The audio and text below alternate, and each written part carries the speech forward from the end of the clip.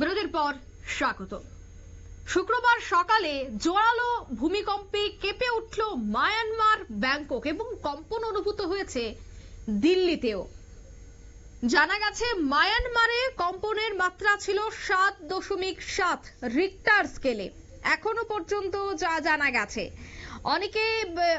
অনেকেই বিভিন্ন বিষয় নিয়ে প্রতিক্রিয়া দিচ্ছে। তবে খবর যে বহুতল ভেঙে পড়েছে, রাস্তায় ভেঙে পড়েছে বহু বিল্ডিং।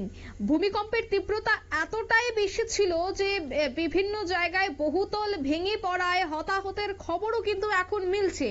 অন্যদিকে দিল্লিতেও যে কম্পন অনুভূত হয়েছে তার রিক্টার স্কেলে মাত্রা কত এবং দিল্লিতে কোনো ধরনের আফটার শকের প্রভাব পড়েছে কিনা সে বিষয়টা নিয়ে বিস্তারিত জানবো। টেলিফোন লাইনে যুক্ত হয়ে গেছে প্রতিনিধি রাজীব দত্ত। রাজীব, পরপর আজ সকালে কম্পন অনুভূত হয়েছে মায়ানমার, ব্যাংকক এবং দিল্লিতে, কি জানতে পারছো?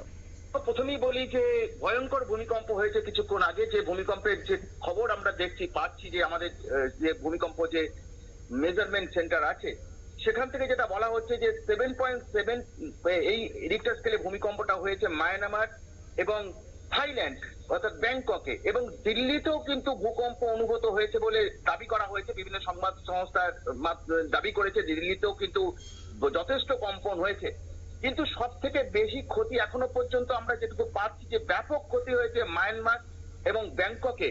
সেটা যদিও সরকারি ভাবে কিছু বলা হচ্ছে না, কিন্তু ক্ষতিগ্রস্ত হয়েছে প্রচুর। যে আমরা যে ছবি আমরা এখনো পর্যন্ত পাচ্ছি বিভিন্ন সংবাদ মাধ্যমের মারফত, তাতে দেখা যাচ্ছে যে বহু বাড়ি বহুতল কিন্তু হেলে পড়েছে, ভেঙে পড়ছে, এবং প্রচুর মানুষ, তারা যেহেতু অফিস শুরু হয়ে গেছিল, বহু মানুষ অফিসে গেছিলেন, বহু মানুষ বাড়িতে ছিলেন, তারা হঠাৎ করে ভূকম্প অনুভূত হওয়ার সঙ্গে সঙ্গে বহু মানুষ প্রাণ ভয়ে দৌড়াচ্ছেন, তারা রাস্তায় চলে এসছেন, এবং অনেক বাড়িতে যারা অফিসে ছিলেন তারা বেরিয়ে এসছেন। এবং দাবি করা হচ্ছে যে সমস্ত বহুতল গুলোতে যারা উপরের দিকে ছিলেন তারা এখনো নামতে পারেননি। কিন্তু আমরা যে ছবি এখনো পর্যন্ত দেখতে পাচ্ছি সেই ছবি কিন্তু ভয়ঙ্কর। তাতে যদি সরকারি ভাবে যদিও কিছু বলা হচ্ছে না, কিন্তু সেটা অত্যন্ত একটা ভয়ঙ্কর দৃশ্য আমরা যেটা দেখতে পাচ্ছি। যে প্রচুর যেটা আশঙ্কা করা হচ্ছে যে প্রচুর মানুষ মারা গেছেন, এমনটা আশঙ্কা করা কিছু করা যেতেই পারে। কারণ যেভাবে আমরা বহুতলগুলোকে ভেঙে পড়তে দেখেছি, বিশেষ করে ব্যাংকক এবং মায়ানমার যে সীমান্ত অঞ্চলে, এখানে এই দুটি সীমান্তে কিন্তু ব্যাংককের এই সীমান্তে কিন্তু ভয়ঙ্কর ক্ষয়ক্ষতি হয়েছে।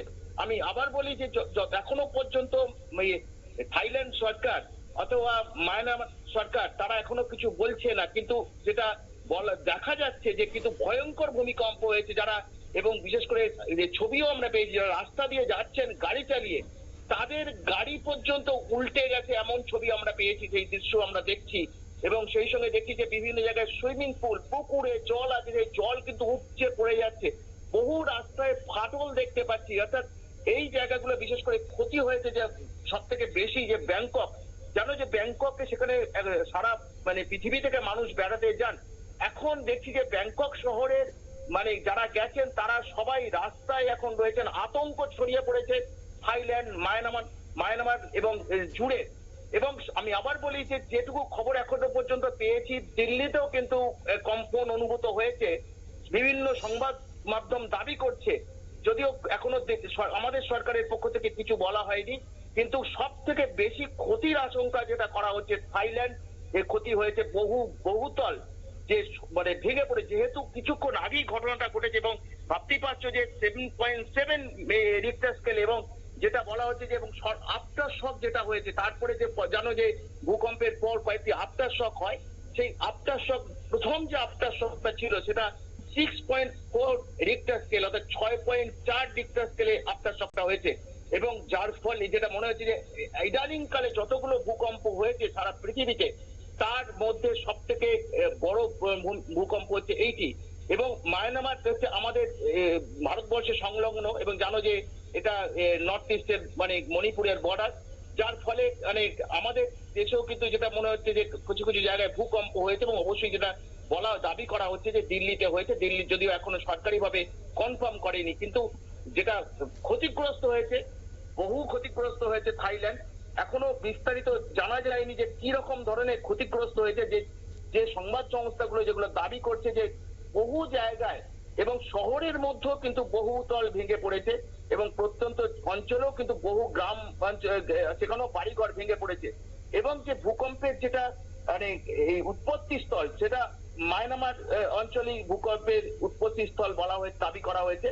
এবং বিস্তারিত এখনো যেটা আর্থকুইক সেন্টার থেকে সেটা বিস্তারিত জানানো হচ্ছে যে এখনো তারা একটা রিপোর্ট দিয়েছে যে কিছুক্ষণের মধ্যেই বিস্তারিত জানানো হচ্ছে কোথায় কোথায় এফেক্টে রয়েছে। তবে যেটা মনে করা হচ্ছে যে একটা বড় ধরনের ভূকম্প কিছুক্ষণ আগেই আমাদের এখানে আমাদের থাইল্যান্ড এবং মায়ানমার অঞ্চলে ঘটেছে এবং তাতে একটা বড় ধরনের ক্ষতি হয়েছে বলে আশঙ্কা করা হচ্ছে। অঙ্কিতা, ধন্যবাদ। অর্থাৎ বড়সড় এই কম্পনে ক্ষয়ক্ষতি কিন্তু হয়েছে, বেশ বহুতল ভেঙে পড়েছে এবং এই বহুতল ভেঙে পড়ায় বেশ কয়েক আহত হয়েছে। তবে এখনো পর্যন্ত সরকারিভাবে সব তথ্য বেরিয়ে আসেনি। নিয়ে নিয়েছি ছোট একটি বিজ্ঞাপন বিরতি, সঙ্গে থাকুন।